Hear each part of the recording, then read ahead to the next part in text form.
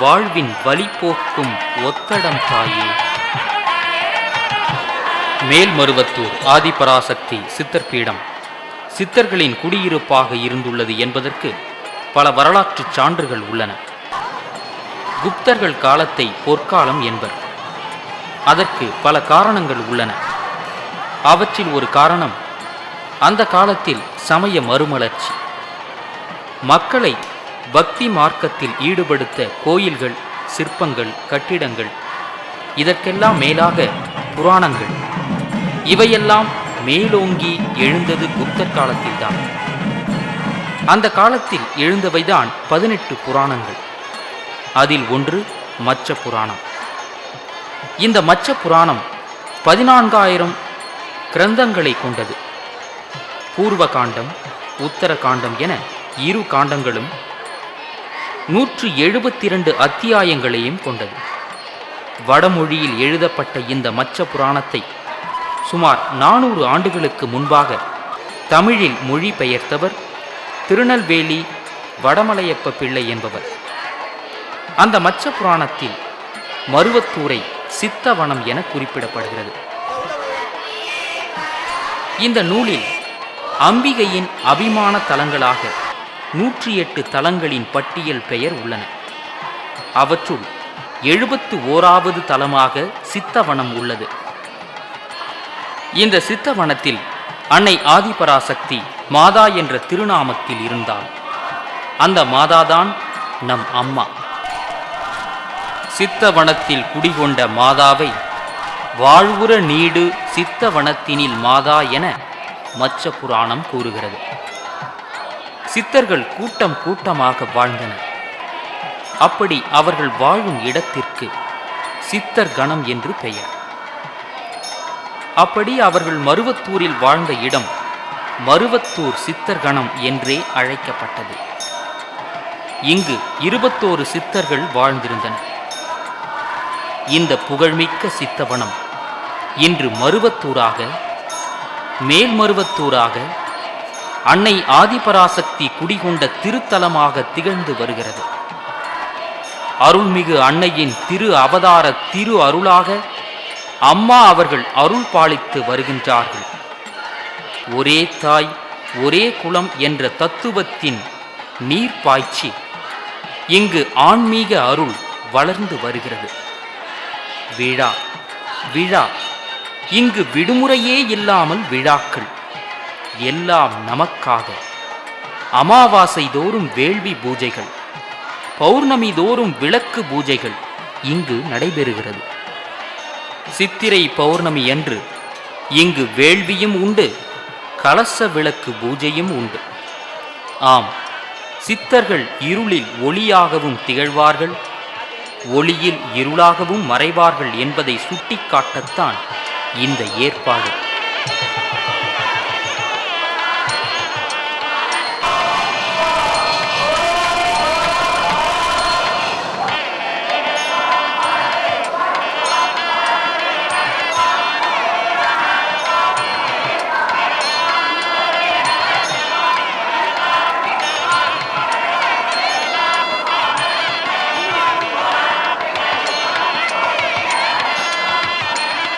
சித்திரை பௌர்ணமி வேள்வியின் வெளிச்சத்திற்கே வெளிச்சமாக திகழும் கருவறை அன்னை ஆதிபராசக்திக்கு தீப ஆராதனை நடக்கிறது.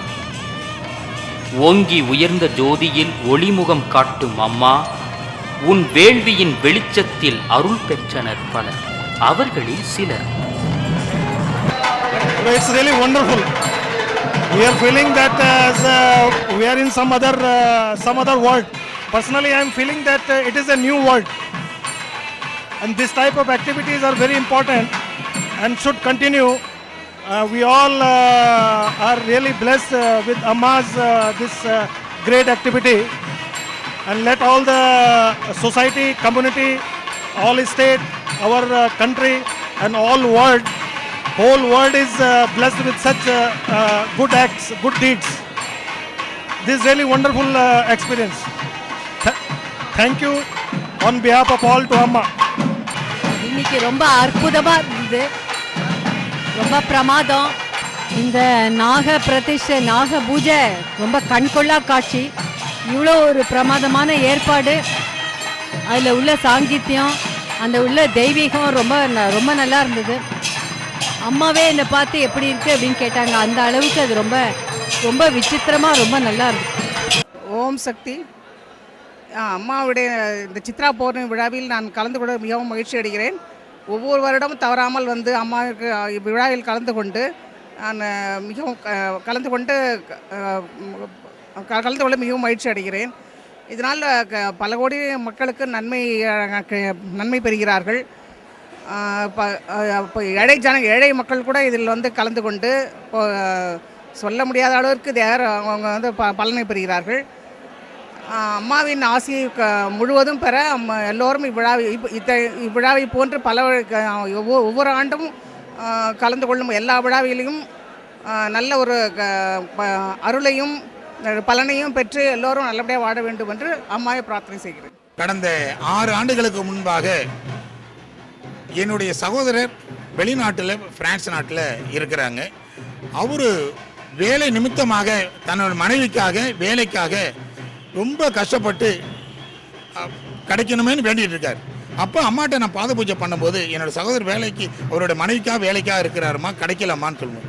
அம்மா சொல்லும் போது இந்த வேலியில் பங்கு பெறு, இத்தனை நம்பரில் செய்யின்னு சொன்னாங்க. உடனே அந்த வேலியில் பங்கு பெற்றாங்க. வேலி அன்றைக்கி செய்கிறோம்.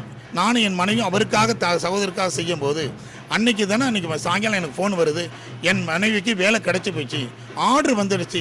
இது பெரிய எனக்கு அற்புதம். அம்மாவுக்கு வேலைக்கு பங்கு பெற செஞ்சாங்க. அன்றைக்கி செஞ்சதுனால பலன் இன்றைக்கி பெர்மனெண்ட் ஆகி இப்போ இன்றைக்கி ஒரு பெரிய உத்தியோகத்தில் நல்ல சம்பாத்தியத்தில் அவங்க என்னுடைய சகோதரரும் அவருடைய மனைவியும் நல்ல வாழ்க்கை முன்னேற்றத்தில் இருக்கிறாங்க. இது அம்மா தான் காரணம். அந்த வேள்வி செய்ததுனால மிகப்பெரிய பலனை அம்மா கொடுத்தாங்க. ரொம்ப சந்தோஷமாக இருந்தது, ரொம்ப மன அமைதி தந்தது. It was very good. It was very good. I felt happy. ஓம் சக்தி வேள்விலாம் நல்லா இருக்கு. சாமி பக்தியாக மன சந்தோஷமாக இருந்தோம். இது வேண்டி நின்றோம், இதை செஞ்சோம். இதை செஞ்சதால் மனசு திருப்தி அடைஞ்சிருக்கு. அப்புறம் ஆண்டவன் என்ன நம்மளுக்கு செய்கிறாங்களோ என்னன்னு பார்ப்போங்களா. நாங்கள் ஒரு 5 வருஷமாக தொடர்ந்து வந்துட்டுருக்குறோம். எங்கள் குடும்பத்தில் உள்ள கஷ்டம் எல்லாமே ஓரளவு குறைஞ்ச மாதிரி இருக்குது. இதே மாதிரி எல்லா கஷ்டமும் எங்கள் குடும்பத்தில் உள்ள எல்லா கஷ்டமும் குறையணும்னு அம்மா நான் வேண்டிக்கிறேன். ஓம் சக்தி அம்மா, சரணம் அம்மா. நான் ஒரு 3 மாதத்துக்கு முன்னாடி நாங்கள் ஹாஸ்டலில் கீழே விழுந்துட்டேன். அது என்னென்னா கொஞ்சம் இன்னும் சிவியராக இருந்தால் ஃப்ராக்சர் அளவுக்கு போயிருக்கோம். ஆனால் எனக்கு கண் முழிச்சு பார்த்தா திடீர்னு ஒரு சிவப்பு உருவம் தான் வந்தது. அது வந்து அம்மா தான் நினைக்கிறேன். அம்மா தான் எனக்கு காப்பாற்றினாங்க.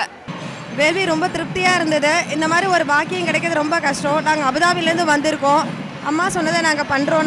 நாங்கள் அம்மா சொல்கிறத பண்ணுறதால எங்களுக்கு எல்லாமே நல்லதாக நடக்குது. நாங்கள் அம்மாவையே முழுசாக நம்பியிருக்கோம், சரணாகதின்னு நினச்சிருக்கோம். எங்களுக்கு கண்டிப்பாக நிறைய நல்லது நடக்கும்.